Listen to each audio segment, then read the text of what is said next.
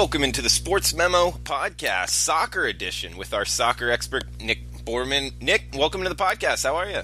Hey, Drew. I'm doing well, man. Good to talk to you. How are you? How you doing? I'm doing good. Yeah, good to have you on our weekly podcast here, mostly on Wednesdays, talking all things soccer. Nick, what's new in the soccer news? Any quick date on anything newsworthy in any of the major soccer leagues? Yeah, so just a couple things to talk about news-wise in the soccer world.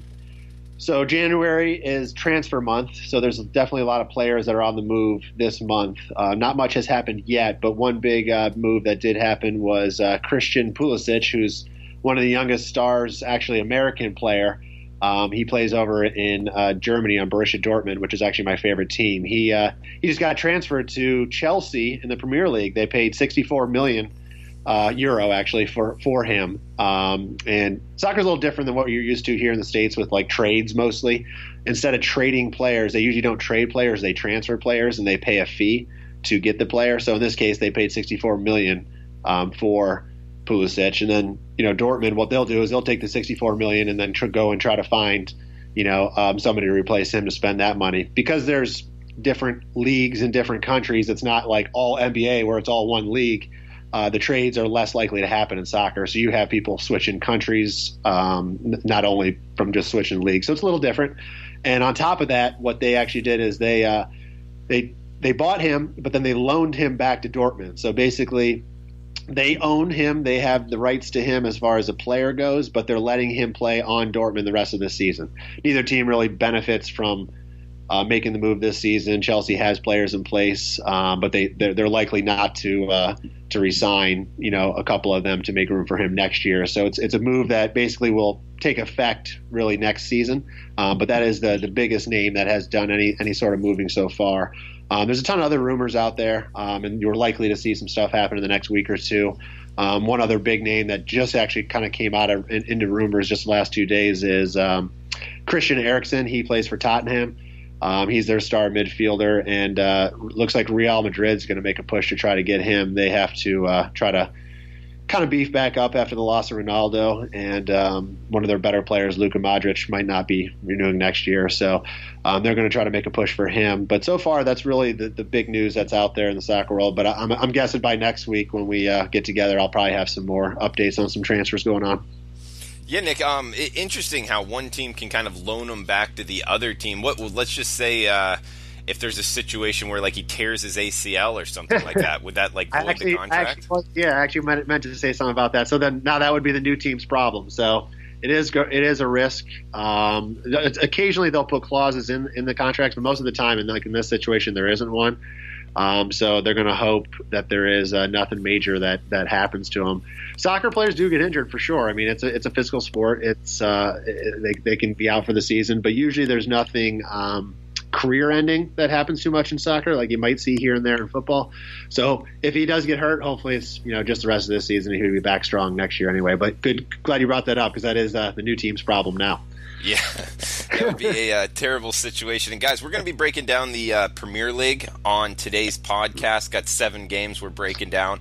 Nick also has a 3-pack up and available for Saturday's Premier League play. You can get that at sportsmemo.com. He also has a Friday La Liga 5% top-rated total, which is the highest rated play you can release at sportsmemo.com. He's got one going on Friday in La Liga, and we have a special coupon code for that, LaLigaHALF, at checkout for his Friday 5% top-rated total. We'll give it to you for half off. That's LaLigaHALF at checkout for his Friday La Liga 5% play going at sportsmemo.com. Let's start off with what Saturday's action. We got Arsenal minus 0.5 at West Ham, Nick. Total of 3. How would you look to bet this one?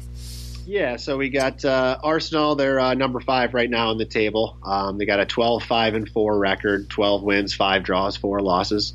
And they're plus 15 to the good on their goal differential. West Ham, right in the middle of the table, number 10, 8-4-9 record, and they're just about even on the differential, minus 3 actually. So Arsenal, they had a super impressive 22-game unbeaten streak that was snapped last month, and they've kind of cooled off as of late after that. They've lost 3 of their past 7 games in all competitions after that 22-game unbeaten streak. They're also winless in their last 4 road games in the Premier League. With their last game, they lost big time 1-5 at the hands of Liverpool, which Liverpool is really, them and Man City are in a league of their own, really, when it comes to the other teams. But that was a pretty big loss for the Gunners, as their name is. Overall, this season on the road, the Gunners they're 4-3-3 with a +1 goal differential, so just mediocre results. Their last 3 trips to West Ham have resulted in 2 draws and 1 win for Arsenal. And they did win their first matchup against the Hammers. That's West Ham's nickname. 3-1. They won back in August. West Ham, they're tough to read. They've been one of the streakiest teams in the Premier League this season. So see if you can follow me on this one. They opened the season with 4 straight losses, followed that up with 2 wins and a draw. So they didn't lose in the next 3 games. Then they went winless again in their next 3 games. Then they won 4 straight games in the beginning of December, but now have just won 1 of their last 4. So hard to follow there, but they're just on for 3 or 4 games and off for 3 or 4 games, back and forth all year long. Is that schedule related, Nick, or just something going on in the clubhouse? No, it's really not. It's schedule related a little bit. Early in the season, it was, but lately it hasn't been. At home, they lost convincingly to Man City and Tottenham, which you'd expect, but then they also beat Man United and Chelsea. So it's odd to see such a split on some of the best teams in the league, where they'll beat 2 of them and then lose to 2 of them, and the same thing's been happening to the bottom of the table with these guys. So it's really hard to get a beat on these guys, and other to say they're consistently inconsistent this year is the best way to put it. So hard to find a reason to take either team on the side, but I do see value in the over. Arsenal has had 14 of their 21 games this year reach at least 3 goals scored, including 9 of 10 on the road. So only 1 game on the road hasn't reached this number. While West Ham has had 12 of 21 reach the number, including 7 of 11 at home. So both teams can definitely put up goals, and both teams leak on the defensive end and always seem to let the other team get in at least 1. They're both over the league average in shots on goal per game and shots conceded on goal per game. So statistically, the chances are there. And assuming we see anywhere near their normal chances in this game, I think this game has a good chance to go over. So for my free play this week, I'm going to start right here with this game and make my free play the week is officially over 3 goals on Arsenal and West Ham. Okay, and if it lands on 3, that's a draw? Yep, lands on 3. It's a push, money back, but I think we'll hopefully get over that. I think 3 is probably the worst case scenario, so I think it's a safe number to take. All right, Arsenal, West Ham over 3 goals scored as the free play for the podcast. We got Watford at Crystal Palace minus 0.25. Palace's total of 2.25. Nick. Yep. All right. So Watford, another middle of the table team, 8 wins and 8 losses to go along with 5 draws this year, -1 on the goal differential. Crystal Palace towards the bottom of the table. They're 14 in the standings, 6 wins, 4 draws, 11 losses, and a -7 differential. This is a tough one to handicap the side, really. The standard home line in soccer is a quarter of a goal. Like in NFL, the home line is usually worth 3 points. And that's exactly where this spread is. So Crystal is playing better of late with only 1 loss in their last 5 games. But on the season, they have just 2 wins at home. They've scored a league low 5 goals at home in 10 games this season, so that's pretty paltry. But have only conceded the 3rd lowest in the league, so their games at home have just been low scoring. They've actually failed to score in 7 of their 10 home games and have only scored 3 goals in their last 4 games overall. Yet they have just 1 loss thanks to that defense, keeping 3 clean sheets over that span. So they're not scoring, but they're also really not conceding a lot right now. So they're definitely a good team to look at on the under. Watford, they started the year impressively. They won their first 4 games of the year. Since then, they have just 4 wins in their last 17 games. They really haven't wowed me this year in any capacity, offensively or defensively.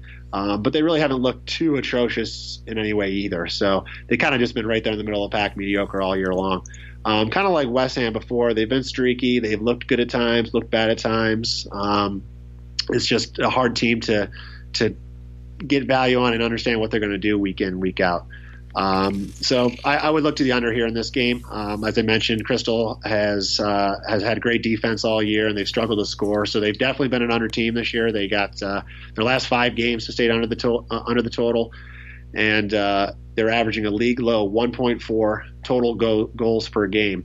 Watford has seen only 3 of their 10 road matches go over this total, averaging just 2.7 total goals per game. The numbers back up the results as well, with Crystal averaging just 6.9 total shots on goal, with the league average 8.9. So 22% less chance to score normally for their games than you see in the league average. And Watford's also into the league average at just 7.9 shots per game. So assuming, again, kind of like the last game where we were seeing numbers over the averages, here you're seeing them well under. So I'm expecting something similar. Less chances, less likely to score. I think the under is the way to go in this one, Drew. All right, Nick. We're talking with Nick Borrman at Sportsmemo.com. He's soccer, golf, expert, betting Premier League. We're breaking that down right now. We got Southampton at Leicester up next. Half goal. Leicester's laying. Looks like they're at home. Total of 2.25, Nick. Leicester, they've had some impressive wins lately. They won at Chelsea, and then they beat Man City at home. So obviously 2 very good wins, but they've also had unimpressive losses, losing at home against Cardiff and at Crystal Palace. Southampton, on the other end of it, has been consistently bad all year long. They did win 2 games about a month ago when they made a manager change. But other than that, they've been pretty bad this year. They actually have 3 wins on the year. They're number 18 in the table right now, and they have a negative 17 differential. So they're a struggling team. They're going to be battling relegation probably throughout most of this season. Leicester seems like the play here based mostly on the record, but at home they have just 4 wins in 10 matches. In the last 3 meetings between these teams at Leicester, they have all ended in 0-0 draws. So kind of boring games, as you could say.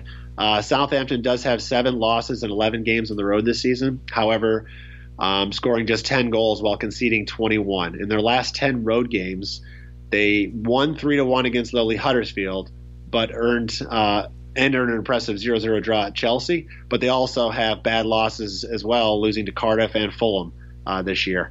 The total isn't offering much value. Southampton is 13-8 over this total, while Leicester is 8-13. And then at home, Leicester is 4-6 to the over, while Southampton is 6-5. So one team's a little above, one team's a little below.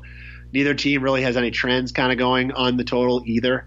The only stat worth mentioning is that the last 5 meetings between these teams at Leicester have all stayed under this total, but it's just one little trend there that's not quite enough for me to jump on the total. So I don't see much value. I don't see much value here. If I was forced to choose, I would go with the home side and take Leicester minus a half goal, but I probably wouldn't put any real money on this game. Best play is a pass on this one, in my opinion, Drew. All right, Nick has his top play up at sportsmemo.com, 5% in La Liga by using the coupon code LaLigaHALF at checkout. You can get it for half off. That brings it from $30 down to just $15. That is his 5% La Liga play up at sportsmemo.com. We got Newcastle at Chelsea up next. Chelsea minus 1.75, total of 2.75, Nick. All right, Newcastle, number 15 in the table, towards the bottom. They only have 4 wins on the year to go along with 6 draws and 11 losses. They're negative 14 to the goal differential. And then, of course, Chelsea. A lot of people know the name Chelsea. They're number 4 right now on the table. 13 wins to go along with 5 draws and 3 losses, and they're plus 22 on the differential. So Chelsea is definitely the better team and should win this game. However, the trends are pointing towards a Newcastle cover. Chelsea's last win by 2 goals or more was surprisingly against Man City. That was a month ago. They failed to cover this number in their last 5 Premier League games, winning 3 of the games by 1 goal with 1 draw and 1 loss. So they're not scoring right now. They have won by 2 goals or more 5 times at home this season, but have only won by more than 2 just 1 time. So meaning if they do cover this spread, it's most likely a 2-goal win or a half-goal win on this line at minus 1.75. So almost to me, it kind of looks like you're risking a full wager on possibly just winning a half wager. So don't like those numbers here. Newcastle lost 0-4 at Liverpool 2 weeks ago, but that's their only road game that they failed to cover this number, including 1-goal losses at Man City and Man United. So other than that Liverpool game, they've been able to keep up with everybody, even though their record's been pretty bad this year. And because of that, they've been undervalued all year, going on the road, going 8-2 against the spread on the road this year. The numbers are against Newcastle in terms of winning the game, but I like their chances of keeping it within this number. Chelsea's averaging 6.3 shots on goal per game at home while conceding 3.2, while Newcastle is averaging 3.6 shots while conceding 5.2. However, Newcastle has the third best conversion rate behind only Liverpool and Man City. So while they're not getting the shots on target, when they do get them, they are converting them. So their shots, they're getting better shots, and they have decent players up front that are putting the ball in the right places on target. So I like their chances to be able to keep this close.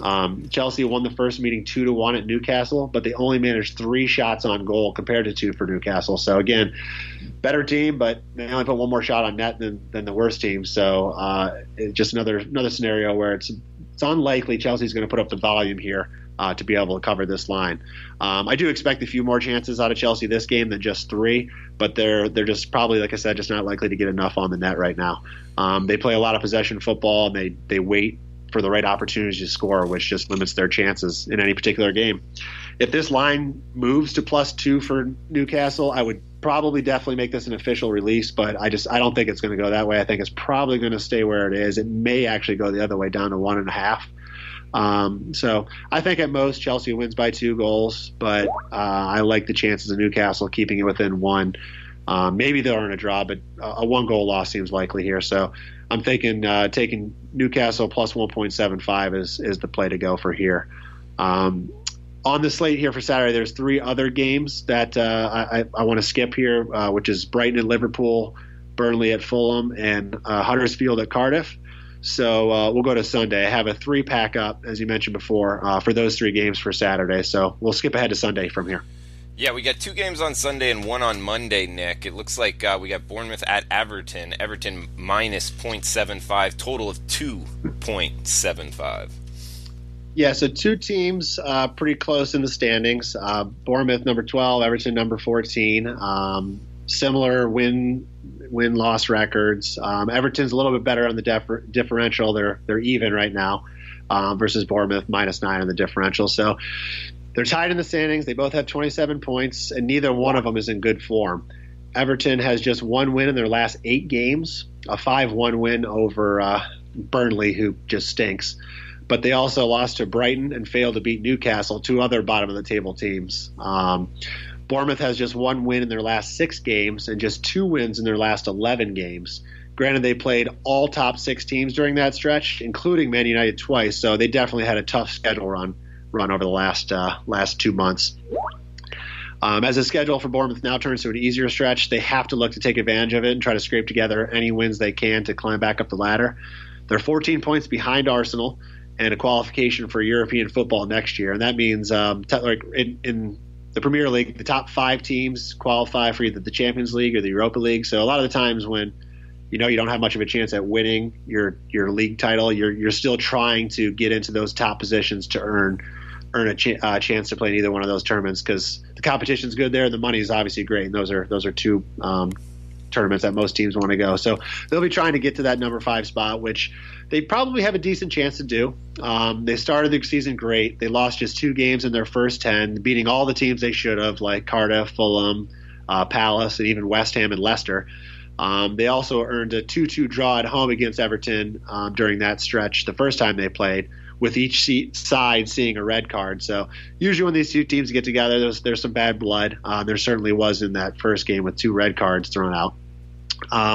The match was really even. I mean, it was like even 50% possession for both teams, and Bournemouth had a slight advantage in shot attempts, but it was really an evenly played game. 3 out of the next 4 games for Bournemouth are against teams equal or worse than them in the standings, so they have to capitalize right now if they want any chance to climb the ladder. Everton, as I mentioned, they're not in good form.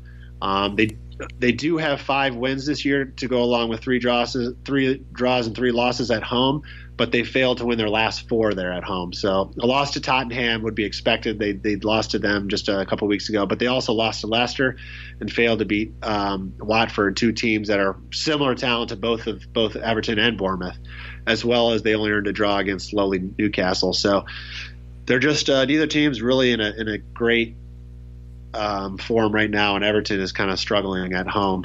Everton, they won the last 3 home meetings between these 2 teams, however, but I think catching the 3-quarter goals for the visitors is good value for 2 teams that just seem like they're pretty even this year. This is a situation where if they do lose, it would probably be just by 1 goal. So to me, it's kind of like risking a half a unit to win a full unit, because if Bournemouth loses by 1 goal, you're only losing half your wager. So I think plus 0.75 on Bournemouth is the way to go here.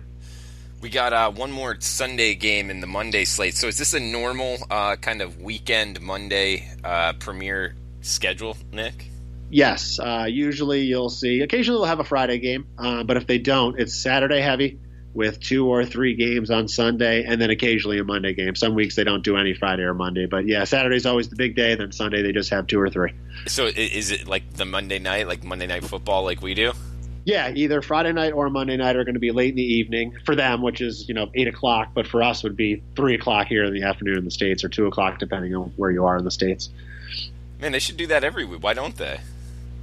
A lot of the times when they don't is it's usually because of other scheduling things. So in soccer, you're playing your domestic league, in this case the Premier League, but they also play 2 other tournaments during the country. There's something called the Carabao Cup and the FA Cup. So these are 2 tournaments going on right now that these teams play in midweek.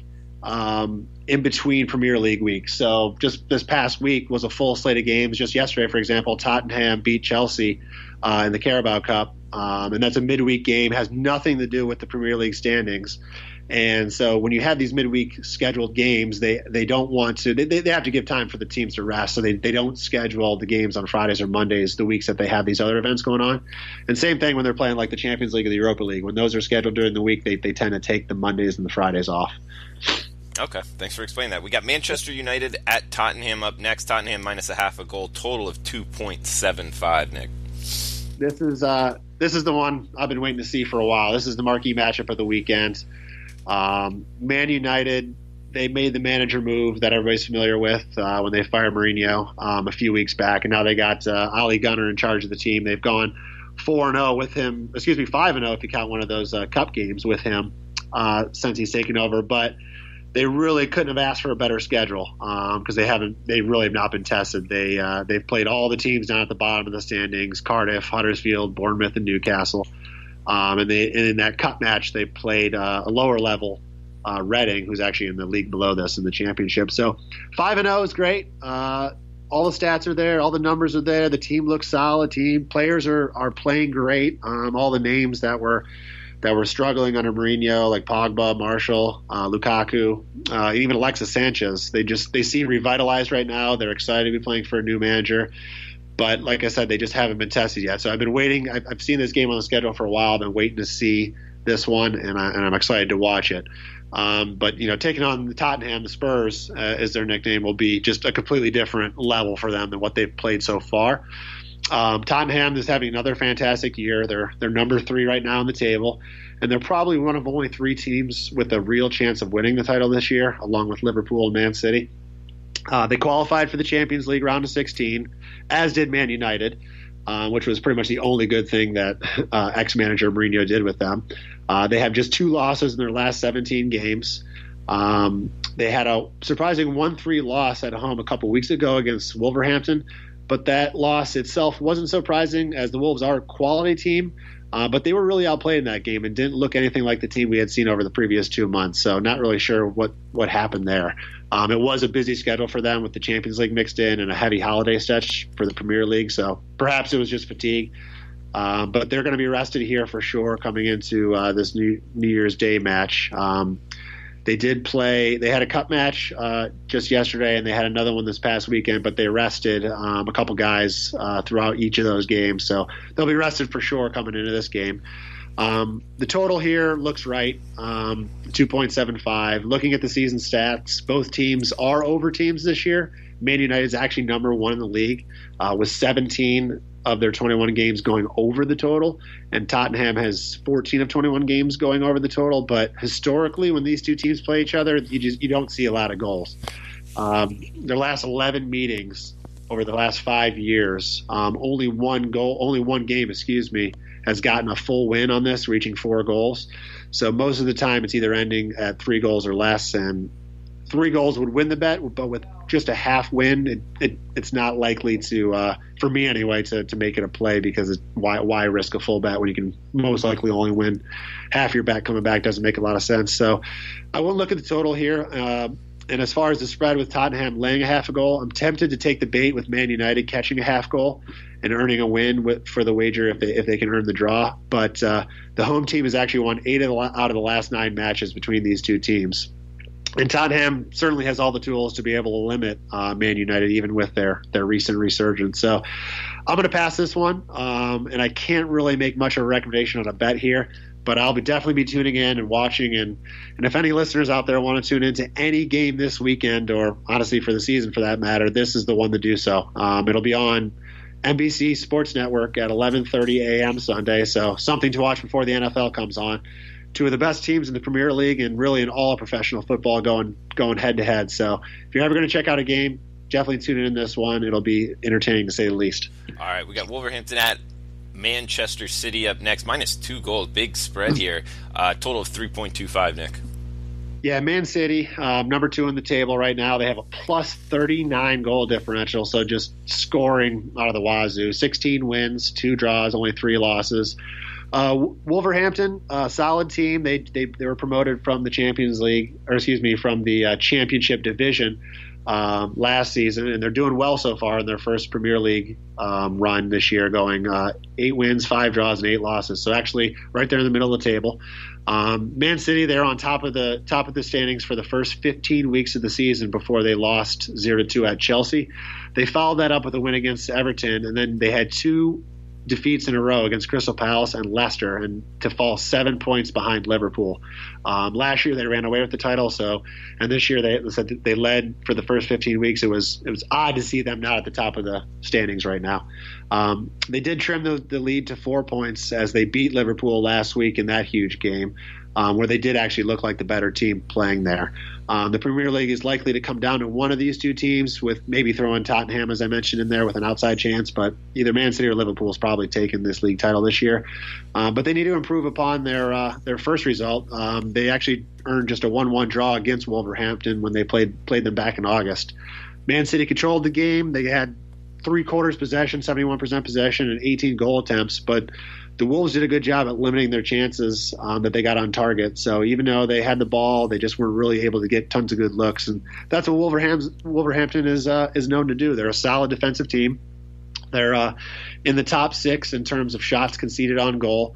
And they have the second lowest shots conceded on the road. So they know how to play kind of park the bus is the term they use in soccer style football, which is where they really pack it in the back end and make teams work to try to get their shots off. A run and gun type of game playing with Man City doesn't work for anybody, let alone the Wolves. So they'll definitely be trying to play that style and slow this game down.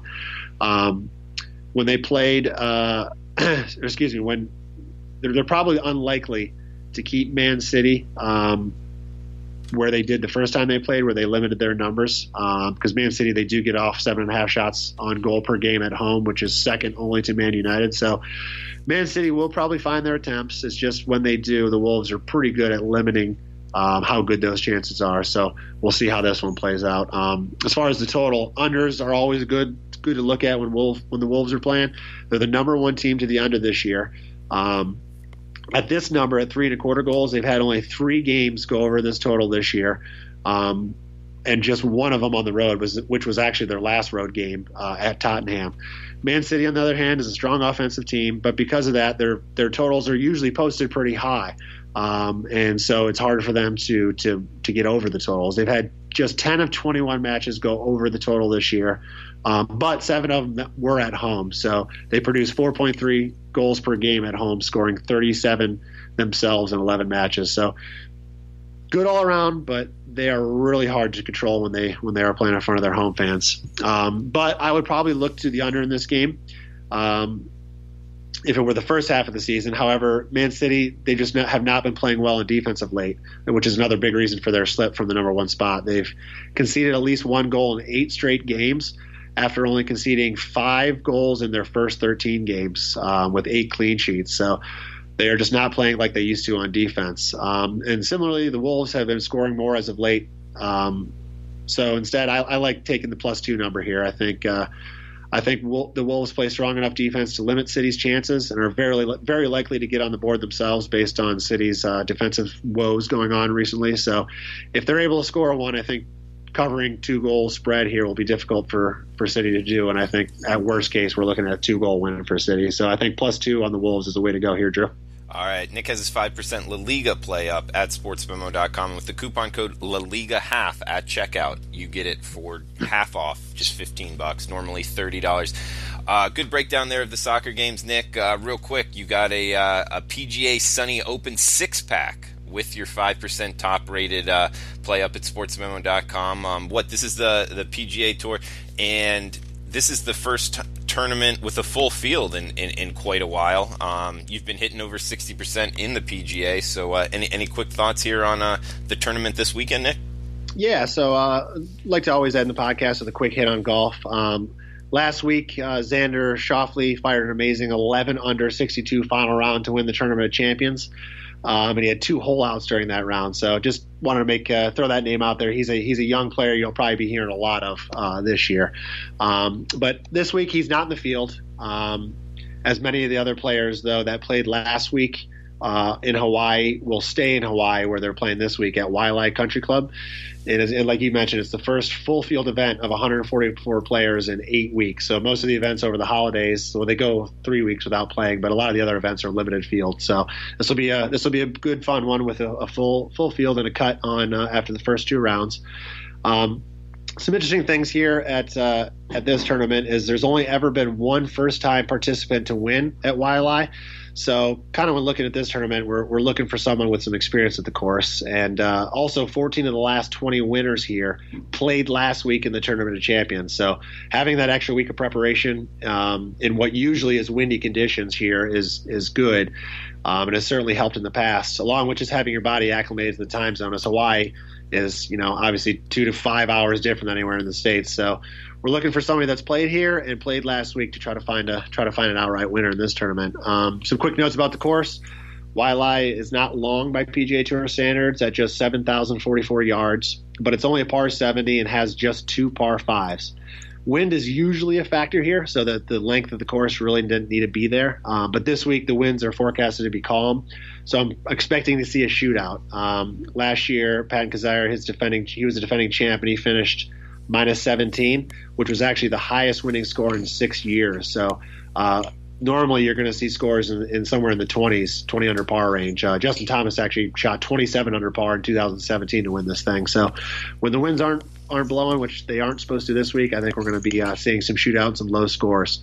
But without par 5s to take advantage of, the winners here in the past have been near the top of the field in strokes gained putting and proximity to the hole. Kizzire last year was only 56 in fairways hit and 23 in greens in regulation, but was 3rd and 4th in those 2 categories. So a couple guys I like this week were names near the top of the leaderboard from last week. Justin Thomas looked great, and with the wind down this week, should have a good chance at winning this week. I like Mark Leishman, who has been playing great all through the fall series and into this season, along with another Australian, Cameron Smith, young player, has just been really, really playing well lately. And one other guy who has excelled here in particular is Charles Howell III. He's never missed a cut in 17 starts at Waialae, which there's not a lot of players that can say that about playing anywhere where they've gone 17 for 17 as far as cuts made. He has 2 second-place finishes, 2 third-place finishes, and 2 fourth-place finishes, and has actually shot under par in 19 straight rounds here. So he's probably a guy you'll see towards the top of the leaderboard this week.